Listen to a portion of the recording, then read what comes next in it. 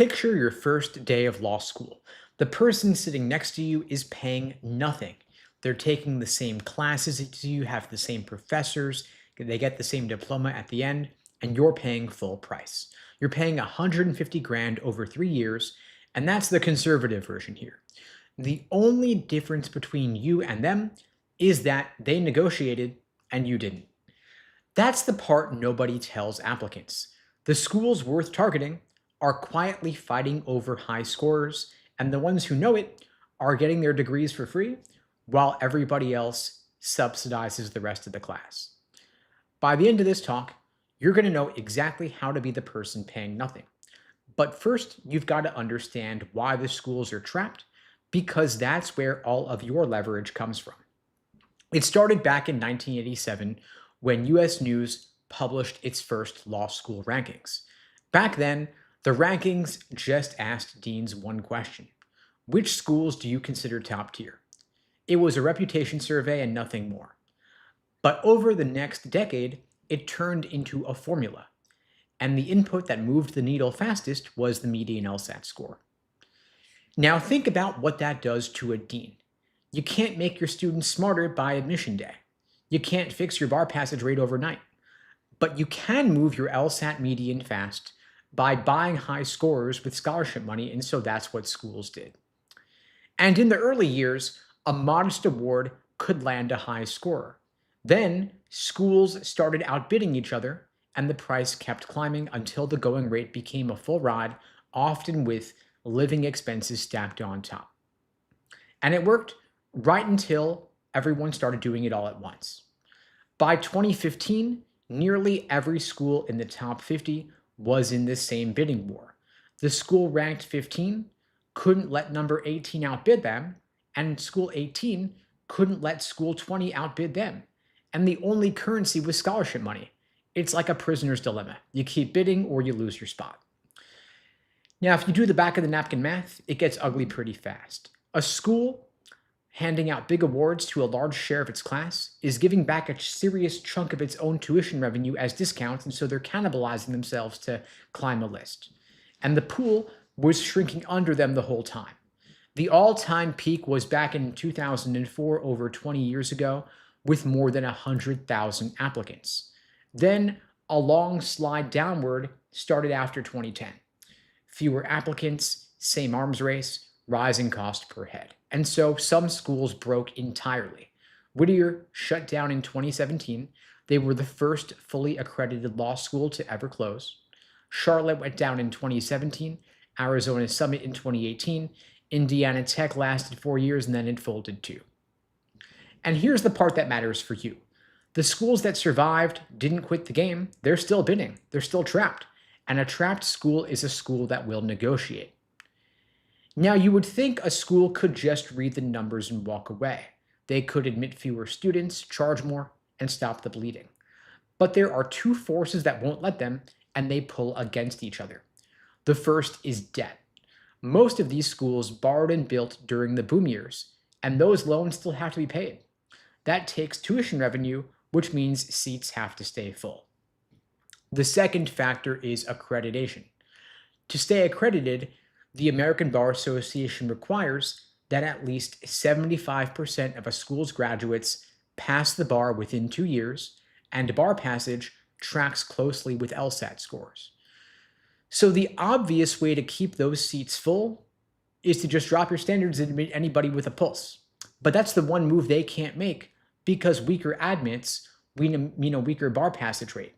And if a school misses that 75% threshold long enough, and they lose the accreditation that makes the degree worth anything at all. That's the place they are. They're between a rock and a hard place, because they can't shrink, because the debt requires they have those bodies in seats. But they can't fill those seats cheaply with weak applicants, because accreditation needs the bar numbers. So the only way out is to buy students strong enough to keep those bar numbers up, and you attract those students with scholarship money. And so they keep spending. It's an endless death spiral they see coming, but they can't stop it. Now, there are two recent shifts that change how you should play this, and most people read both of them backwards. The first is the cracking of the rankings. In late 2022, Yale, Harvard, Berkeley, and a whole bunch of other elite law schools publicly and noisily pulled out of the US News rankings. And US News responded by cutting how much the LSAT and GPA count in their formula. And you might think that would kill your leverage for scholarships, but it doesn't. Although the formula changed, the school's behavior did not. A high median still drives how applicants judge a school, and a strong class still protects the bar passage rate that keeps the school's doors open. So schools still chase high scorers out of habit and their own survival. It's not because a magazine tells them to. The second factor, applications just hit their highest level in more than a decade. The most recent cycle drew close to 78,000 applicants, up roughly a third in just 2 years. And we are still short of that 2004 record, but this is still the most competitive pool prospective students have faced in over 10 years. Now be careful here because the obvious read is wrong. A flood of applicants does not make schools desperate for you. It actually does the opposite. It lets them be choosier and it pushes up the score you need before any school will bid for you. So the surge is not what hands you leverage. If anything, it raises the cost of admission to the game. So where does the leverage actually come from? It's not from a shortage of applicants because there isn't a shortage. It comes from schools competing against each other. A school ranked 20 can't afford to lose a high score to the school ranked 18, no matter how many other applications are sitting in the inbox. In other words, the fight between schools doesn't care how big the pool is. If you get yourself into that bracket they fight over, you still have the leverage. Now, here is the part that should change how you think about this entire process. It used to be that getting into a school ranked 18 meant you were lucky and you would take whatever they gave you. If your score is high enough, that's over. A school in that range needs you to choose them just as much as you need to choose them. And it's not because applicants are scarce. They aren't. It's because that one school cannot stand to lose a high score to its rival 3 rungs up. And it's not all or nothing. It is a dial, and your leverage scales up with your score.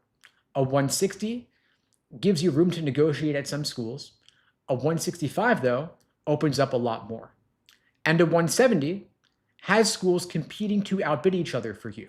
So every score band you climb, a new tier of schools moves from maybe we'll consider you to what do we have to do to get you here.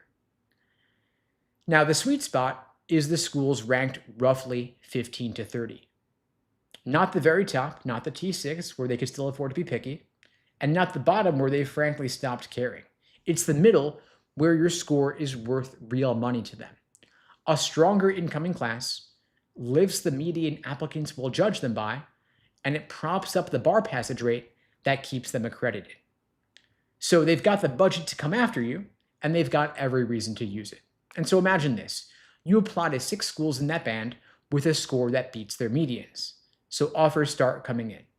One covers part of tuition. The next covers all of it. The next one adds on room and board. Then they throw in bar prep on top. So now you call the first school and you say to them, I love your program, but I've got way better offers in hand. What's the most you could do? And most of the time, they're going to move. They're going to budge. They're going to give you more because losing you to a school ranked 10 spots lower hurts them more than the scholarship costs them. And almost nobody does this. That's the crazy thing. And there are a couple of reasons why. The first is the scarcity mindset. You feel lucky to just have gotten in, and so asking feels greedy, but it's not. Admissions expects you to negotiate if you are a high scorer. If you don't, that looks strange. Then there's also the prestige trap. You assume that you should go to the highest ranked school you got into, even paying sticker, even taking on 180 grand in debt.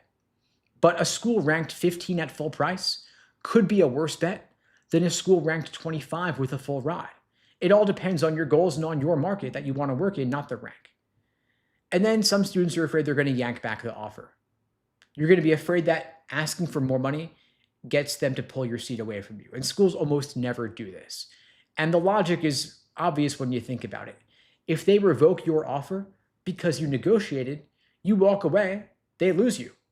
And then you go somewhere else to their competitor school. It makes no sense for them. So what you want to do is first Find the desperate schools, the hungry ones that are ranked 15 to 30, and they can see the next tier from where they sit. You also want to add in any school that dropped in the rankings last year because that triggers them to panic and they're going to want that spot back. You want to also look for schools that have declining enrollment. And you could check this by just calling admissions and asking if they're on track for their projected class size. They might actually tell you.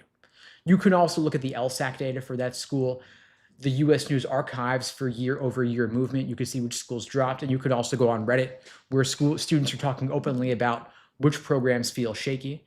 You can also talk to students on LinkedIn, current students, and ask them directly. They could tell you. You also want to build your school list in tiers. You want to sort schools into reaches where you're under the medians, targets where you match the medians, and safeties where you're above the medians. You also want to apply early. We're speaking now in June? You could apply in September or October, the beginning of the cycle. That's when there's more scholarship money available, more seats available, and it's easier to get in. Then you could play your offers against each other. You could say schools C, D, and E came in higher. Can you match or beat what they offered? If you just send a couple emails, that's worth tens of thousands of dollars in scholarship money. And when you negotiate, do it properly. Use the right language. Don't just say, I'm comparing all of you, and don't say, school X is crushing what you offered me. Just say, here's the number I was offered. Can you be competitive with that? Be plain, be simple, straightforward. Do it over email if that's easier. If the school says, that's final, we don't negotiate. So then you could reply straight and just say, I appreciate that. I'll be honest, I've got other offers that are more compelling due to my financial situation. I genuinely want to go to your school. Help me understand why I should pick your school over theirs, and see what they say. Now, consider that some scholarship offers are conditional based on your maintaining a particular GPA. They're not blanket no matter what. And so you want to ask, what percentage of recipients actually keep this scholarship all the way through graduation? And if they won't tell you, that's your answer. You can also see this data. It's publicly available in the ABA disclosures, and you can look up the data to see about scholarship retention year over year. If a school's looking kind of shady or sketchy, then you want to walk away and go somewhere else. Now, think back to the person I mentioned earlier sitting next to you on day one in law school and they're paying nothing. That person could be you, depending on your LSAT score. The higher your LSAT score, the stronger your negotiating position is. Your GPA may already be fixed at this point in time, but your LSAT score, you've got room to bring that up significantly. You can retake the LSAT. Only your highest score on record counts. The schools do not average multiple LSAT scores. You could retake the LSAT in August or September and apply the very month applications open in the fall. If you'd like my help getting that LSAT score up, I'm happy to help you out. I'm offering free LSAT tutoring for everybody watching this now or later. You can book that free LSAT tutoring lesson with me personally at unpluggedprep.com/start. The link to book it is below this video on YouTube, pinned in the chat on YouTube, in my bio on TikTok and IG as well. That is an open offer for everybody watching this. I'm also offering a free LSAT cheat sheet to help you jumpstart your LSAT prep. You can grab that free cheat sheet at unpluggedprep.com/cheat sheet. Again, it's below the video on YouTube, pinned in the chat on YouTube, in my bio on TikTok and IG as well. I see some questions here in the chat. I will get to as many of those as I can. Feel free to just drop them in, anything at all. LSAT and law school admissions, the floor is open. Drop in your questions. If I missed any, just feel free to ask again, and I'll try to get to them as I can. Okay, Naisha says, I'd like to book the call. Fantastic, the link's in my bio. Feel free to book the free tutoring if you haven't already. Rupert says, is my GPA cooked? I'm at like a 3.6 going into junior year at the University of Florida. Okay, cool, Rupert. I mean, you're not cooked just for the simple fact that you're still only midway through college. You're going into junior year, sophomore year just ended this past semester, past couple weeks, I'm guessing, and so you're only halfway through. You can raise it up significantly. I would say take some summer classes at a local community college for easy A's. Maybe you take some easier classes in general. Focus on maintaining an upward trend in your GPA. LSAT's not going anywhere. You could circle back to it in 6 months or a year, but focus on raising it up significantly. That's the number one leverage thing you could do right now. Inspired by Samaya is asking, if I'm a sophomore in college getting a 135 on my first practice, Do you think by January I can get a 160? I mean, you've got 7 months. You can make literally anything happen in over the course of 7 months.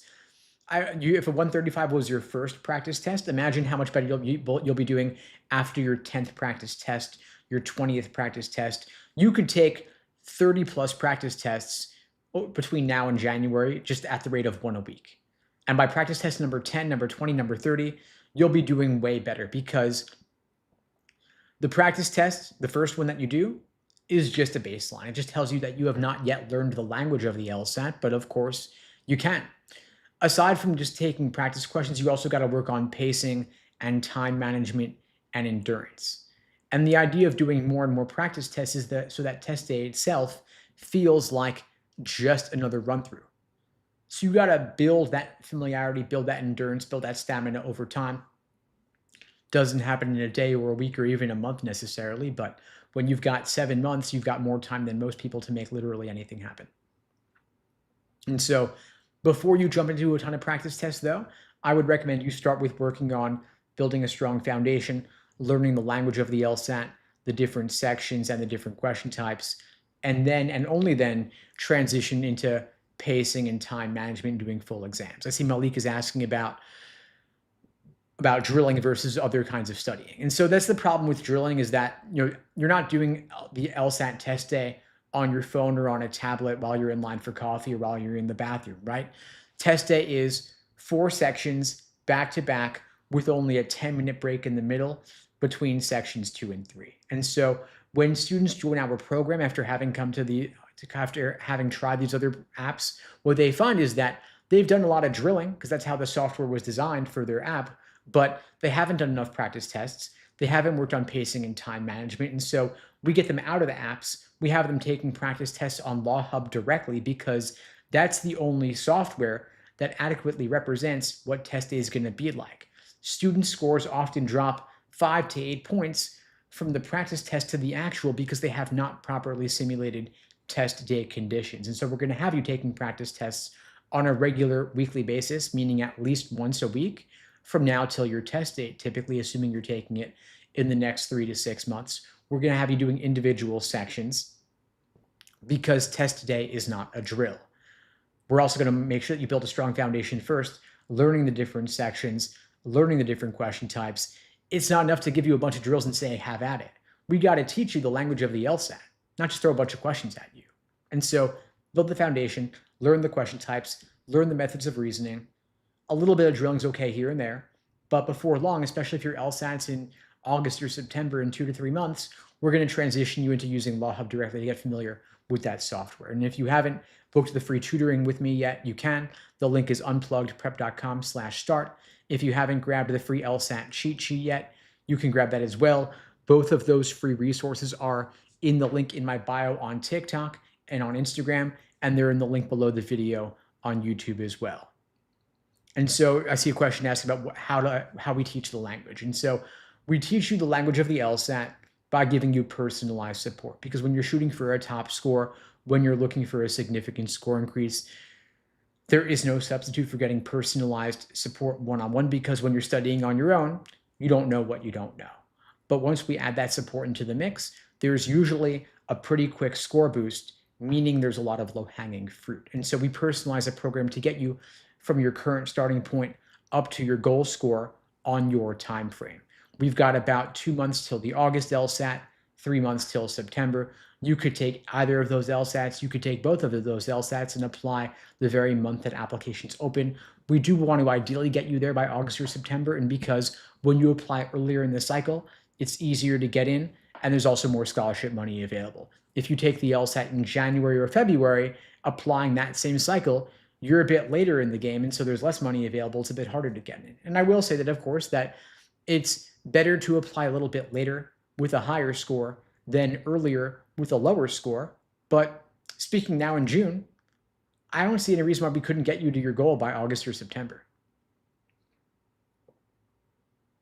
I see Malik is asking about getting a 160. No, a 160 is not enough. I would not want you to shoot for a 160 if you want to go to a good law school. Could you get into some good law school with a 160? Maybe, depends on how you define good, but they're not going to give you a lot of scholarship money. In my view, if it were me, my goal would be get into a great law school with scholarship money. I want both the ranking and the scholarship money, both. I don't see any reason to settle for anything less. This is setting you up for the trajectory of the rest of your legal career. It's not just about paying for law school or not paying for law school. It's about setting you up for success for the next 40, 50, 60 years of your career, however long you plan to work for. Where you go to law school, how much debt you take on will determine what jobs you're eligible for the entirety of your working life. And so I would not want you to sell yourself short on that by going to a mediocre law school because you didn't want to push for 5, 10 points more on the LSAT. The LSAT's offered 8 times a year. Coming up, we've got the June LSAT this week. I'm not going to push for that, of course, but we've got beyond that, the LSAT in August, September, October, November. You could take any of those LSATs. You could take all of those LSATs and still apply to law school this calendar year. And I would say let's knock it out as soon as possible. If you're working full-time or you're in school over the summer, you could do 1 practice test a week. If you're studying for the LSAT full-time or you've got most of your time available for studying and you're only, say, working or interning part-time, maybe you take 2 practice tests a week and you still want to allow sufficient time to review your mistakes in depth, of course. But I think that there's a lot we could do to get your score up between now and the fall. And so I want to say, hey, let's do everything we possibly can to get you to your goal score between now and your target test date, whenever that might be.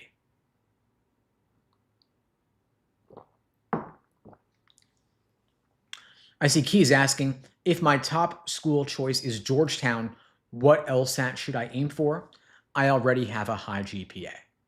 Okay, well, first off, let's define high GPA. What exactly is your GPA? Can you give me a concrete number on that? And then if anybody, I'm just going to try and Google it, see if I can find it on a quick search. What is Georgetown Law's median GPA? Okay, so I see what I'm seeing here on a quick Google search. Georgetown's median is a 171, according to what I'm seeing on a quick Google search. And a GPA of, was it 393 is what I'm seeing as well. So assuming that's correct, and someone can correct me if I'm wrong here, just on my Google search in the preview they show. Okay, you're saying your GPA is a 385. So that is high, yes. But if Georgetown's median is 393, then you're still below their GPA median. And Georgetown's LSAT median, if that's a 171, because you are below on the GPA, you want to be above on the LSAT. And so I'd want your LSAT median to be ideally 173 plus to offset being a little bit below on the GPA. That's what I would recommend specifically, just to maximize your outcomes, maximize the likelihood that you can get in. Of course, goal scores are kind of silly in a way, because why wouldn't you just shoot for a 180? Why would you aim for anything less? Let's get you the highest LSAT score possible to offset the GPA. And of course, the goal is not just to get in, the goal is to get in securely and confidently and smoothly with scholarship money, ideally. And of course, you don't want to have one-itis for Georgetown in particular. You want to apply to a good range of schools. I don't know if you're looking at only DC area schools specifically, but maybe you want to look at other schools in DC like Maryland or George Mason or George Washington.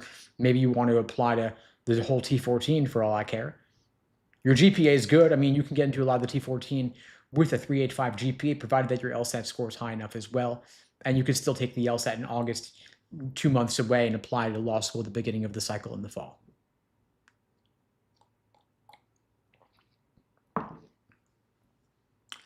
I see Sandy Macron's asking, I'm good at levels except 5.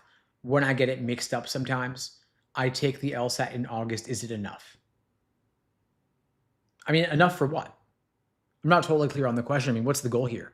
I mean, if you're good at most questions except the hard ones, and you're taking the LSAT in August, is it enough? I mean, if you're good at most questions except the hard ones, then you're going to get a good but not great score, because you're still getting the hard ones wrong. And the difference between a good score and a great score is getting hard questions wrong versus not getting hard questions wrong, because the LSAT is designed along a spectrum. The science of psychometrics, which is standardized test design, is meant to separate test takers along the entire spectrum from low to middle to high, along that spectrum of 120 to 180 on the LSAT, just like it's 200 to 800 on the SAT sections, right? And so an easy question, separates those in the 120s from those in the 130s. A moderate question separates those in the 130s and 140s from those in the 150s and 160s. And a hard question separates those in the 160s from those in the 170s. And so the LSAT has to have all different difficulty level questions. If they only had one kind of question, let's say medium, then you'd be separating people from low versus high. But the LSAT needs to be a bit more nuanced than that to separate the entire spectrum, so law schools can easily distinguish people, not extinguish them, distinguish people along every gradation of the spectrum. And so if you want to get a top score, you've also got to get hard questions right the majority of the time. Not necessarily every single time, because then you'd be getting perfect 180s, and even top scorers get the occasional hard question wrong. But the LSAT still is remarkably consistent. And so if you find that you are really solid on everything except the hardest questions, then where your work to be done is to focus specifically on really hard questions. And so what you could do as an exercise is specifically drill only hard questions. And there's a really easy way to do this, because in the logical reasoning section, the questions are presented in a general order of difficulty, meaning they get harder as the section goes on. So questions 1 to 10 are on the easier side.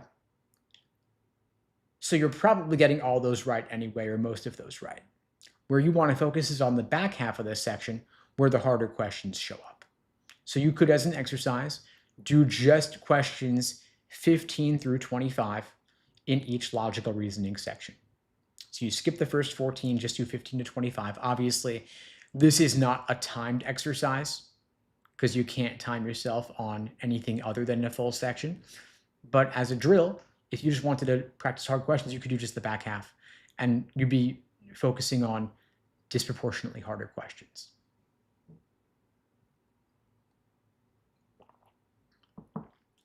I see Jay Stacey's asking, is score preview worth it since law schools look at your highest score? Strictly speaking, score preview is not worth it. It's a money grab. I think that LSAC is taking advantage of stressed out test takers by charging you a fee to allow you to see your score before deciding whether to cancel. It's $45 if you pay before the LSAT, $75 if you pay after. Last time I checked anywhere, they could have raised it since then. But I mean, listen, honestly, for peace of mind, it could be worth it. If it helps you go into the LSAT feeling less stressed, knowing that you will be able to see your score before deciding whether to cancel, and you'll be able to hide away a bad score with foreknowledge of what the score would be, then by all means go for it. But there's no real logical reason for it otherwise, because law schools will assume a canceled score was not a good score, because if it was good, you wouldn't have canceled it, and only the highest score counts anyway. I see Moses is asking, is a 3.5 GPA good, and would it get me any fully academic scholarship? So, I mean, again, defined good. These are all relative terms, but a 3.5, in my view, is not a good GPA, just because there is so much grade inflation that a lot of your competition, meaning other law school applicants, have much higher GPAs. For reference, the top 14 law schools all have GPA medians ranging from 3.92 to 3.99, and so a 3.5 is pretty far off from that. Then I see your follow-up comment saying you're currently sitting at a 3.8. So I'm like, if you're at a 3.8, why are you asking about a 3.5? 3.8 is good. 3.5 is not so good. I mean, if you're asking, can you kick up your feet because you have a 3.8, and can you let your GPA drop down to a 3.5? I would say, no, what are you, crazy? Don't drop your GPA. If it's a 3.8, maintain. Maintain, and ideally raise it up more if you can. But don't get senioritis. Don't coast and let it drop. Because a 3.8 is good, a 3.5 is not so good. John Malcolm's asking, can someone get into a mid-tier law school with a 2.5 GPA? I don't know about that. Go on lsd.law. That's a website where people input their GPAs and their LSATs, and they let you know what their admissions results were. And you'll be able to see if anyone's gotten in with a 2.5 GPA. Again, That's a really low GPA, unfortunately, due to grade inflation. And so you're going to want to, if that is your situation, Armin says 2.5 is peak. You want to have a higher LSAT to compensate for that, frankly speaking. And you may want to have an addendum as well explaining the circumstances around that GPA. Theo's asking, I got a 163 diagnostic. Is mid 170s realistic? Want to take the LSAT in September. I mean, yeah, it's realistic. I mean, the question is, what's it going to take to get there and what are you willing to put in? I'm never going to tell somebody it's not possible. But the question, I think the more useful question is, how can we set you up for the maximum score increase possible? You've got 3 months between now and the September LSAT. That's plenty of time to improve your score significantly. I'd look at it this way, though. Do you think there is anybody out there among the tens of thousands of people who are taking the LSAT this fall who's going to improve their score 10 to 15 points from low 160s up to mid 170s? I'll bet that a lot of people were.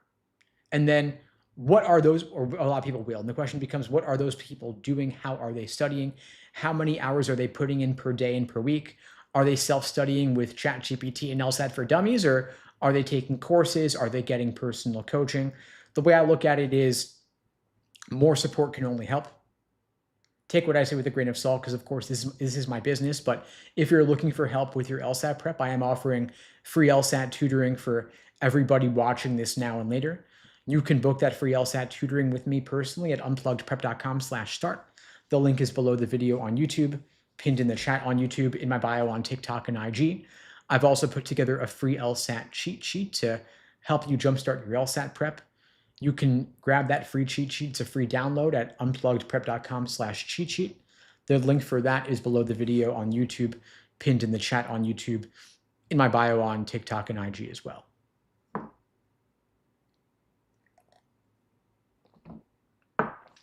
Marv is asking, how do I calculate my GPA? I've been to 3 different schools, graduated with a 3.7 from my last school. Okay, so LSAC calculates your GPA by pulling together all of the transcripts and all of the credits that went into determining your first bachelor's degree. So it's not just the last school, it's all of them together, all the credits that go into it. So even in some cases, people's high school AP classes will become part of that.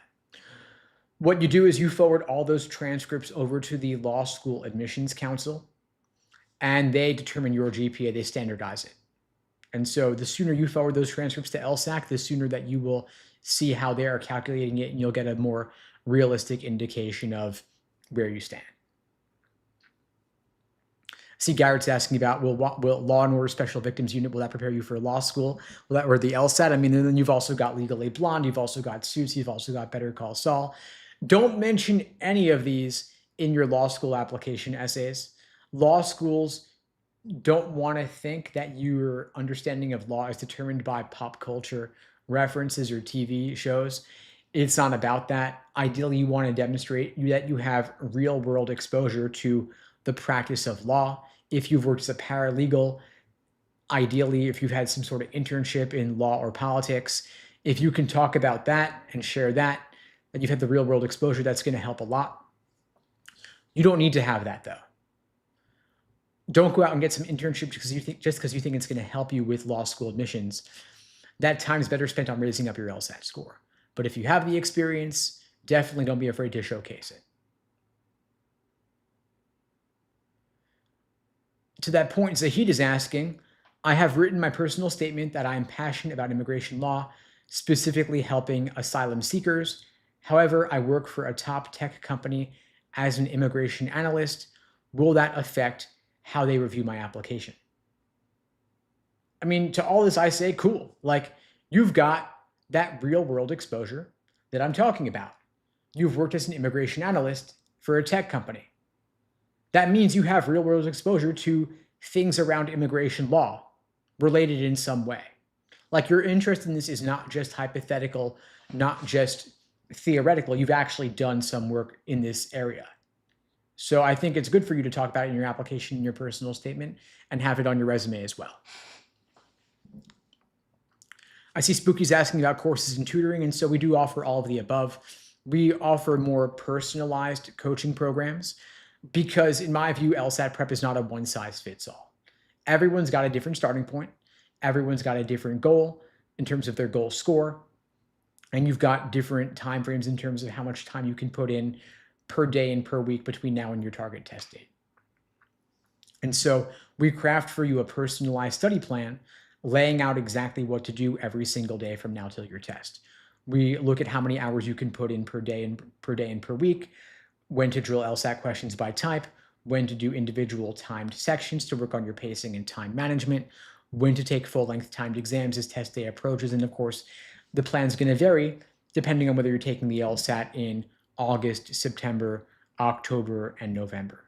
And depends on if you're looking to improve 10 points from a 160 to a 170, or 30 points from a 145 to a 175, or anything in between, or higher or lower, whatever the case may be. And of course, we're not going to lay it all out today because we can't say in early June what you're going to need in mid-July, because your needs are going to evolve and change.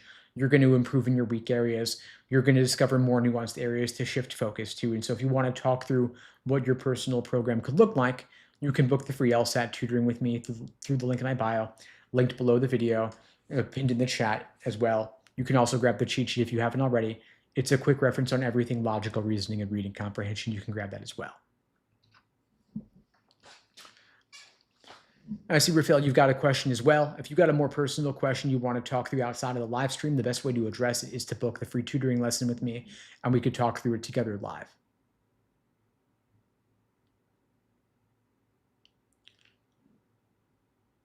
I see Kelvin's is asking, can you grow your GPA from bachelor's and master's from a 3.33 to a 3.9 for law school admissions quota criteria?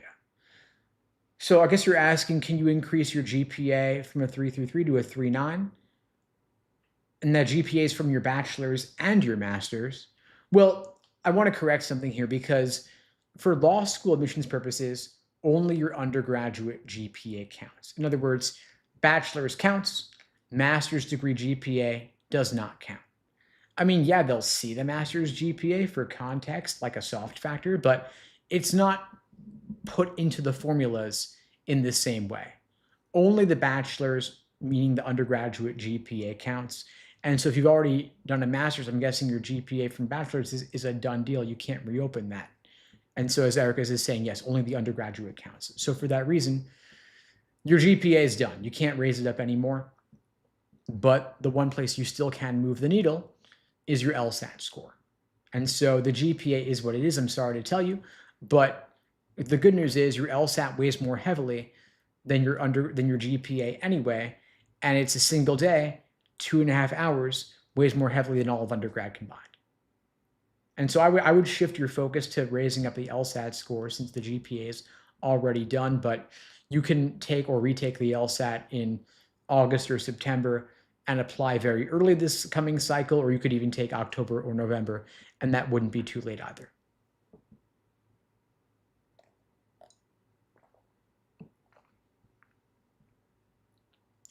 Just checking for any questions I might have missed here. I see Lydia's asking about retake limits. So LSAC has removed some of the retake limits. The limits are now simply, you could take the LSAT 5 times in 5 years, 7 times for life. If you get a 180, you can't take it again. But most people don't run into those limits, and you can technically appeal the limits if for some reason there was a bad proctor or a tech issue. LSAC does sometimes offer an extension and give you another take.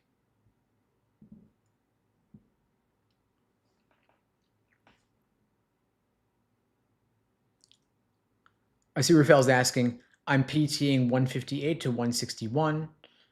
So your practice tests are in that high 150s, low 160s range. Blind review is 172 to 176. Taking June, planning on August with a 4.0 GPA. Should I wait and just take in August?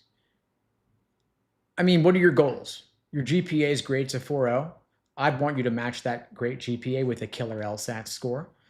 The question is, where do you want to go to law school? Do you really need to have an LSAT score in the 170s? I would argue we always want to get you to the 170s because better LSAT score will get you more scholarship money and get you into better law schools. And so the question becomes, how do we close that gap between your practice test results and your untimed work? There's a gap of over 10 points here. And so if we can work on your speed, we can get your score up.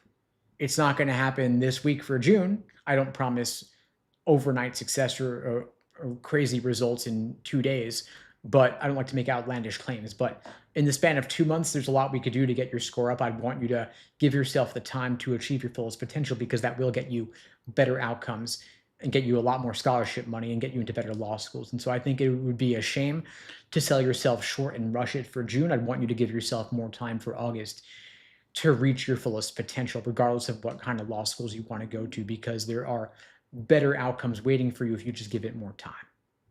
And so if you want to talk through what your study plan could look like over the next couple of months this summer to get that score up into the 170s for real, not just practice tests, but for real, considering the time constraint, get you the next 10, 15 points, book the free tutoring with me and we could talk through it more. I see you want Northwestern, top law school. We got to get you the score.